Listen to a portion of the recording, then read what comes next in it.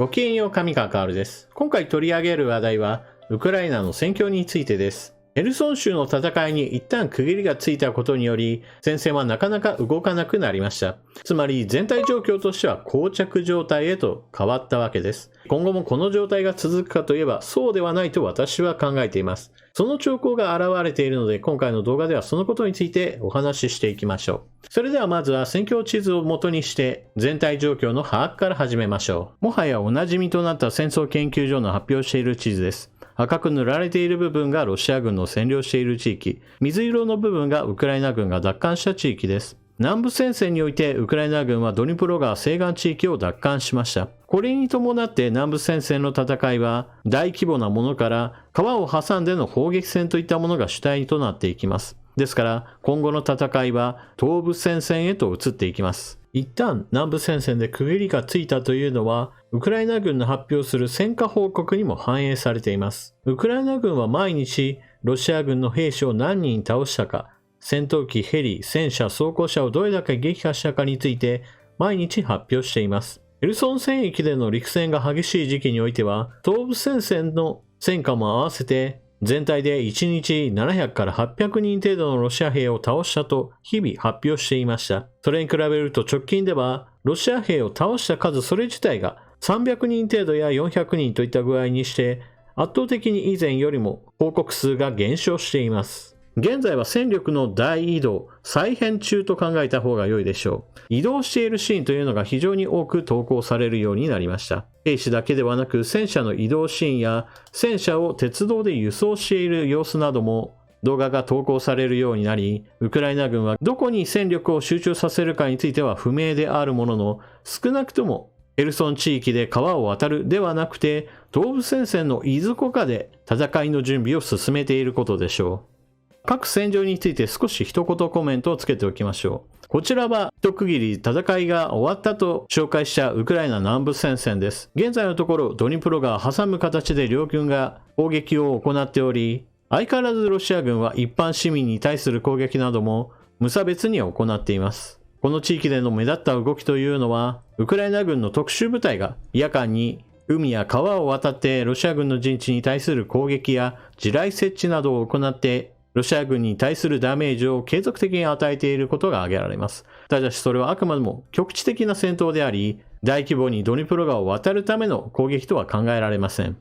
続いてウクライナの東部戦線、こちらの方では引き続きロシア軍が継続的な突撃作戦を繰り返しています。囚人兵であったり動員兵といったものを積極的に前に押し出してウクライナ軍の陣地に対する攻勢をかけています。ただしこれらの攻撃は実際のところウクライナ軍に大きな打撃を与えるようなものではありません。そもそもこの地域においてベテランの指揮官なども非常に欠乏した状態であり、戦術としてとにかく突撃を繰り返すだけというかなり単調なことになっています。ですからウクライナ軍の対応も手慣れたもので、かなりの打撃を毎回のようにロシア側に与えることに成功しているそうです。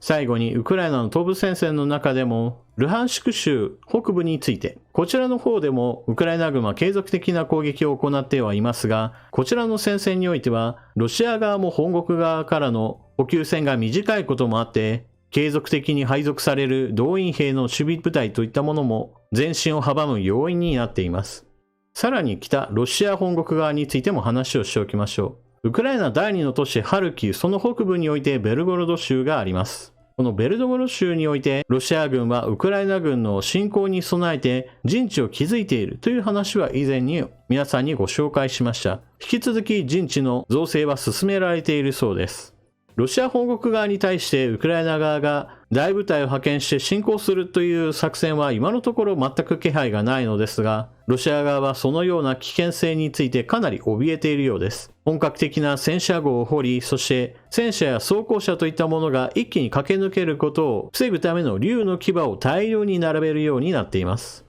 この竜の牙についてはヘルソン州でも見かけられましたし、その他ウクライナの東部戦線のあちこちでロシア側は陣地を固めるために使用しています。ロシア軍の継続的な攻撃は常にウクライナ軍の激しい抵抗にあってかなりの大打撃を与えられている、そうした話についてはもはや日常的な光景になりつつあります。これは第三者の視点から考えれば、ロシア軍の方が圧倒的に被害が大きいわけですから、戦術としては非常に下劣なものです。ところが、それはあくまでも第三者の視点であり、ロシア本国においては全く違う評価がなされている可能性が指摘されています。ここで紹介した動画においては、傭兵部隊ワグネルにロシアの正規軍で最新鋭の戦車である T90M が配属され始めたというような話がなされています。その他、戦車だけではなく歩兵戦闘車についても正規軍最新鋭のものがワグネルへと引き渡されているといった話などもあり、これは論功交渉によってワグネルに対する戦力配分が強化された結果ではないかと言われています。東部戦線において無謀な突撃を繰り返させている、そうした一つの部隊がワグネルなどです。ワグネルは動員兵や囚人兵といったものを積極的に活用して突撃を繰り返させています。それに伴ってどこかの集落やどこかの町、戦略的な要所を落としたといったことは一つもないのですが、攻め続けているというそれ自体がもはやプーチン大統領にとっては頼もしい見方に移っているのかもしれません。ですから兵士がいくら亡くなろうともプーチン大統領は気にしておらず、むしろウクライナ軍を攻め立てているその姿勢こそが現在プーチン大統領の求めている軍人像なのかもしれません。ウクライナの南部戦線において陸戦に一区切りがついたといった話をしましたが、それに伴ってこの地域からロシア軍もウクライナ軍どちらについても戦力を再配分することができるようになりました。しかしその結果としてどちらの方がより大きな戦力を得るかといえば、私はウクライナ軍の方がより戦力を活かせると考えています。なぜならば、現在のところロシア軍は継続的に攻撃を繰り返すといったことを行っており、それにより守りに徹したウクライナ軍による反撃にあって大きな打撃を毎日のように受け続ける状況に陥っています。そうした無謀な攻撃の中には囚人兵や動員兵だけではありません。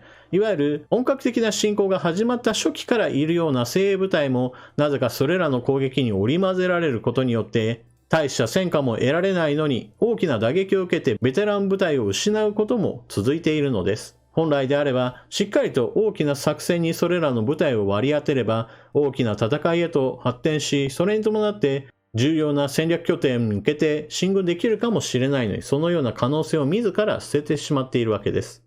季節的にも今は秋から冬へと移行する時ですから、基本的には無駄な攻撃をするよりもしっかりと力を蓄えるべき時でしょう。そうした意味でウクライナ軍は非常に基本に忠実な作戦行動をとっているため、今後の展開としてもきっと冬には大攻勢に出るのではないかなと考えさせる、そのような状況になっています。一方でロシア軍はそうした冬の大攻勢に出ることは多分無理だろうなと思わせるような状況です。装備品は全く整っていないし、現場においても動員兵をはじめとした訓練の行き届いていない兵士ばかりがどんどんと送り込まれている状況です。このような状況で大攻勢に出ようとしたとしても、ウクライナ軍は固く守って、それに伴ってロシア軍は一方的に死傷者を出すだけになるでしょう。それはそれでウクライナ軍が大きな進軍ができなくなるという意味にはあるわけですが、しかしそれではあまりにもロシア軍の衰退は進んでしまいます。また、今回のお話の中で、ロシア軍が突撃を繰り返す、そうした攻めの姿勢をしていることによって、ロシア本国内において論功交渉の結果として、最新の戦車や歩兵戦闘車が傭兵部隊ワグネルに引き渡されているかもしれないというのは、これもまた、軍事上の効率性や妥当性といったものから著しくかけ離れた論功交渉であり、ロシアにおいては何もかもが無茶苦茶だなというのを今回も見せつけられるような話だと私は思っています。ワグネルの頭目は少しずつ今回の本格的な侵攻に伴って自分の政治的権力をロシア本国内へと浸透させるために活動を行っていると考えられます。こうした軍事上の話ではなくて、ロシア本国内における権力闘争の結果として、ウクライナ東部戦線において動員兵や囚人兵がすりつぶされるような形で突撃を繰り返しているというのであれば、ロシア国内のあまりにもおぞましい理屈によって人の命が失われているという人間の醜さそのものだと私は思います。ただ一方で、毎日のように無謀な突撃が繰り返され、多くの死傷者を出しているのにもかかわらず、ロシア本国内には未だに反戦ムードといったものが高まっている気配は見られません。こうした背景には、プーチン大統領のその政権運営に打撃を与えるような、いわゆるモスクワ周辺地域における悲壮感といったものがないことが考えられます。ロシアは連邦国家であり、少数民族やモスクワから離れた辺境の地域から人をどんどんと動員することによって戦争を続けようとして、モスクワ市民たちはまだまだ自分たちにとっては遠い世界の出来事だとこの戦争を考えているのかもしれません。残念ながらそうした推測が当たっているとするならば、まだまだこの戦争は続きそうです。というわけで今回の動画はここまで。最後までご視聴いただきありがとうございました。チャンネル登録していない方はぜひともチャンネル登録していってください。そして動画を見終わったら評価ボタンのクリックとコメントの書き込みをよろしくお願いします。それでは次の動画でまたお目にかかりましょう。またね。